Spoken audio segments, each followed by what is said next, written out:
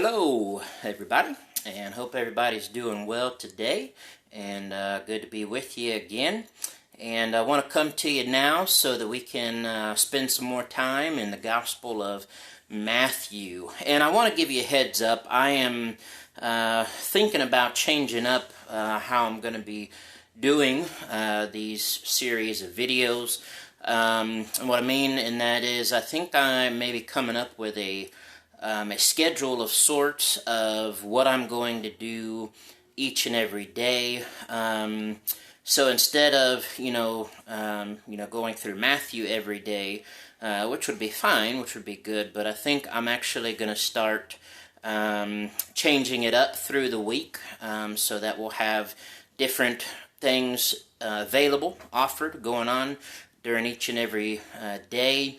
I'll go ahead and just stick with Matthew for now, for the rest of this week, but probably starting Sunday, Monday, Tuesday, Wednesday, Thursday, and possibly even Friday, I'm going to come up with different topics or subjects for every day.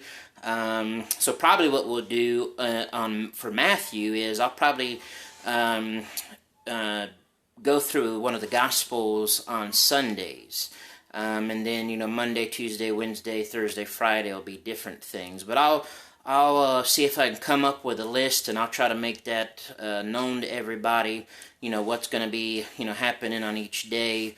I don't know about setting a time for each day for at least each of these videos, because, sometimes it just depends on what's going on. I could, and if it's helpful for everybody to know when I'm going live on our Facebook group, or just to know when to expect a video, that's fine too.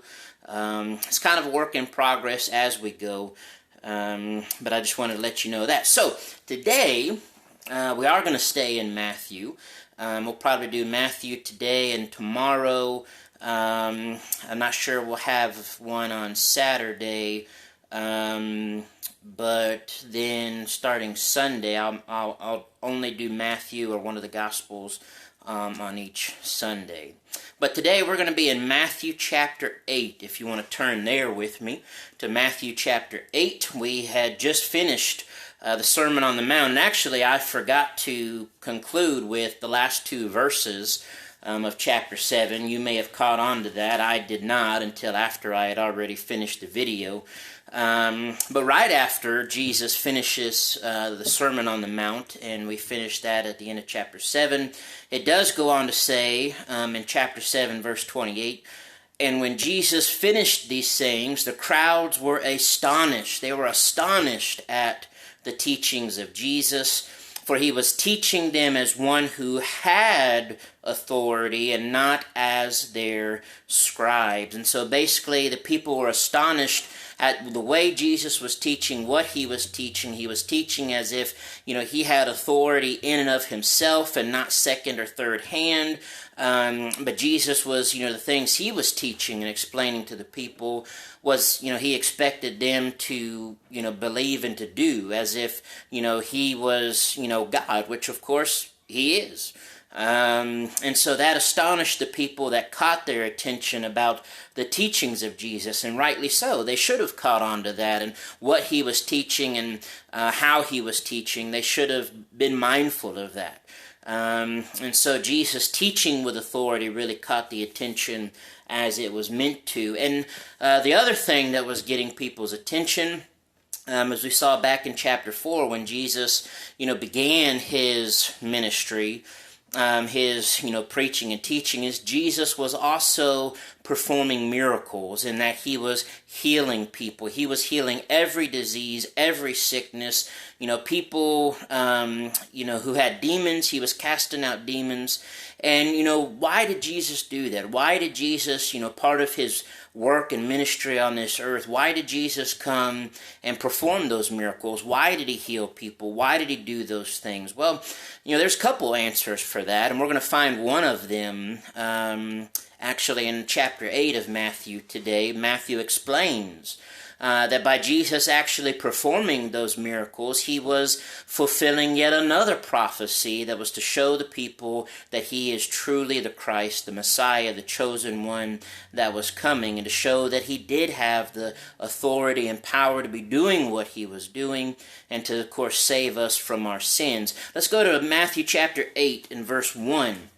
And we're going to look at a few parts here in Matthew chapter 8. The first being that when Jesus came down from the mountain, great crowds were following him. More and more people began following Jesus because of what he was teaching and because of his miracles, the power he was displaying. And behold, we're told a leper, someone with leprosy, someone with some sort of skin disease came to Jesus and knelt before him, saying, Lord, if you will, you can make me clean. How awesome is that? I mean, here's someone, we're not told even, a lot about them. We're just told they were a leper. They came, but notice how they say to Jesus, Lord, if you will, if you choose, I know you can make me better. You can make me clean. What faith was shown by this man or this woman? I guess man says him. But this man comes showing great faith in Jesus. And Jesus stretched out his hand and touched him. Which should have and probably did shock the disciples and people who are looking, because if you remember, somebody with leprosy, you're to stay away from them, you ain't to touch them. They're supposed to walk around and, tell, hey, I'm unclean, stay away from me. But Jesus touched this man. And I wish we could have seen the faces. I wish there was video of this and seeing the people's reaction, just freaking out. Jesus, what did you just do? But Jesus answers that man while touching him, I will be clean. Some of the most beautiful, most powerful words to be spoken on earth and that man could hear. That God is willing, be clean, be healed, be made whole again. And immediately his leprosy was cleansed. What a sight that would have been. But Jesus said to him, see that you say nothing to anyone, but go and show yourself to the priest and offer the gift that Moses commanded for a proof to them. And so Jesus actually tells this man, don't go telling people what I just did for you, which, you're kind of thinking, well, a whole bunch of people just saw what you did, so, word's going to get out. But Jesus tells this man, don't say anything to anyone, but go and show yourself to the priest, offer that gift that was commanded by Moses for a proof to them that you were cleansed. They had to offer, proof. They had to be inspected. They had to give offerings if they were cleansed, and so that they could get back to their normal life yet again. Well, then, secondly, when Jesus entered Capernaum, when Jesus came to Capernaum, a centurion came forward to him and had a request. Now, I wonder if, because Jesus didn't say anything, and I can't prove this, we don't know well, I guess we do know, what am I saying, because Jesus told this man, to go to the priest. So this, leper that came to him in, chapter 8, was a Jew. But now, what we're doing, is in verse 5, a Gentile comes to Jesus.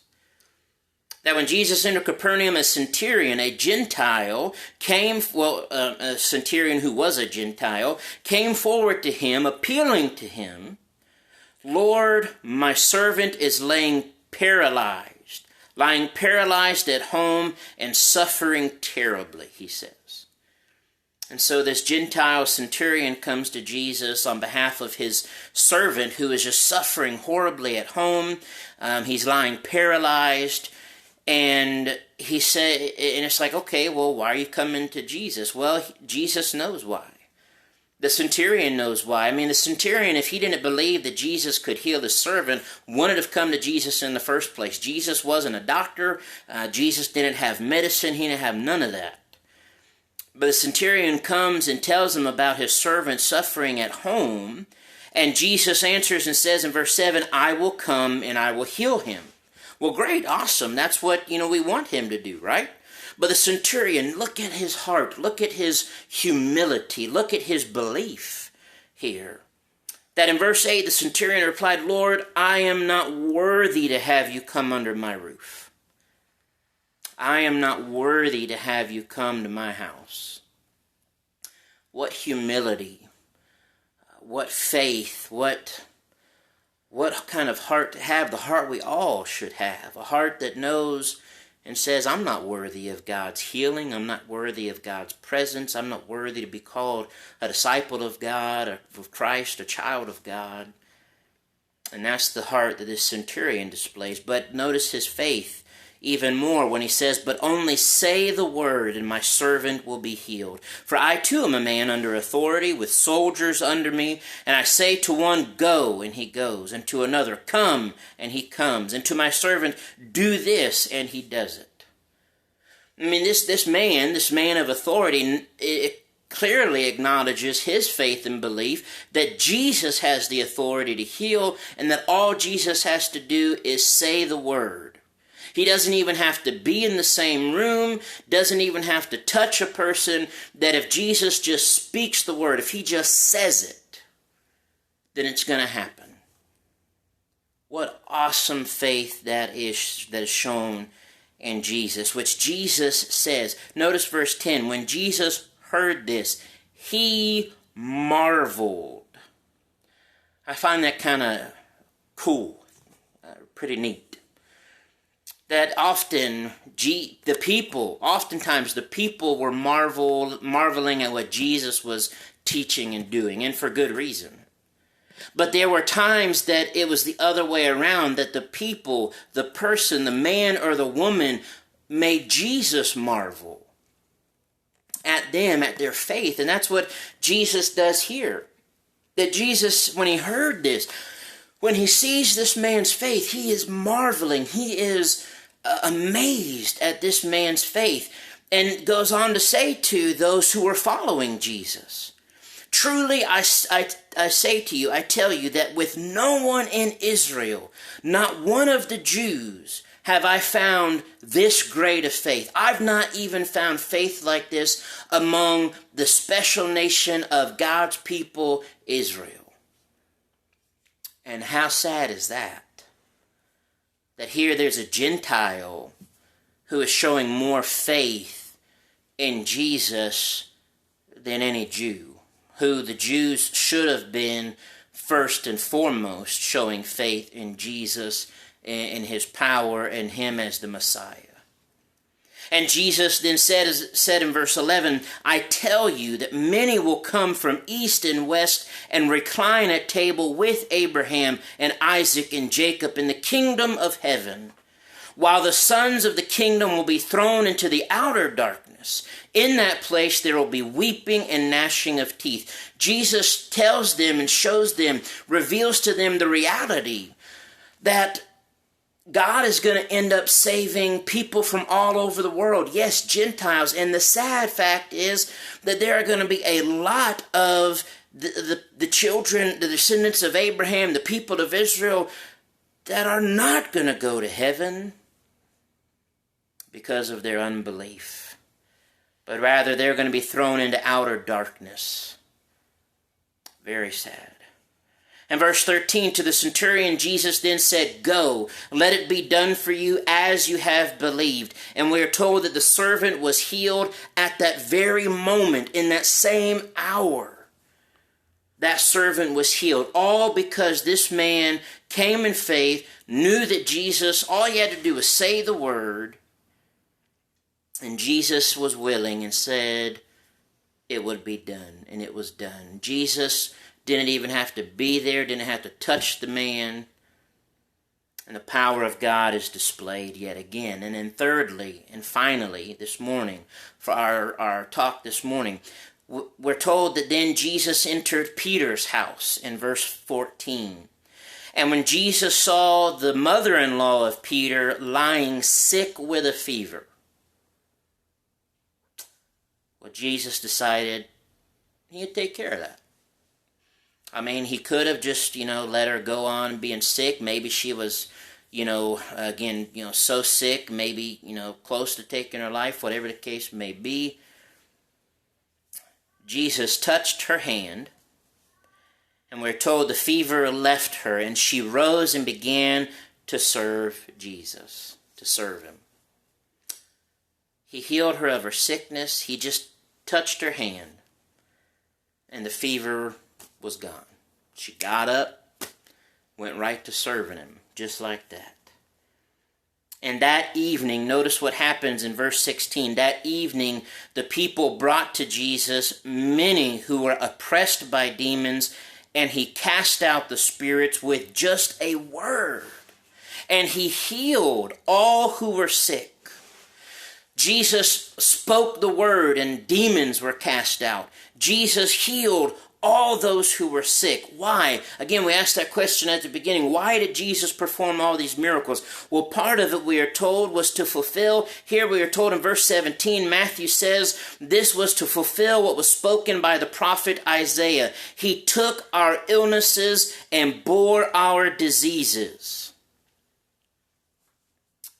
Jesus literally and physically fulfilled this prophecy in taking away their sicknesses, taking away their diseases, casting out demons. And he healed them, gave them comfort and relief and life. And of course we know ultimately the greatest disease and sickness he would take away from us is our sin. But at this time he is displaying his power, displaying his authority. He's healing people of sicknesses. He's casting out demons. The love and mercy and grace of God. God didn't have to do that. Jesus didn't have to do that. Jesus didn't have to heal people. But he did out of love and compassion and to show his power, the power of God working in him. And we're going to see more of this as we go throughout the Gospels. I mean, Jesus did it often. As a matter of fact, we know there are many things that Jesus did that aren't even recorded in this book. But we have plenty to know and believe that Jesus truly is the Son of God, the Messiah, our Savior, our King. And he has clearly displayed that in the healing of all these people, showing that the power of God was working in him.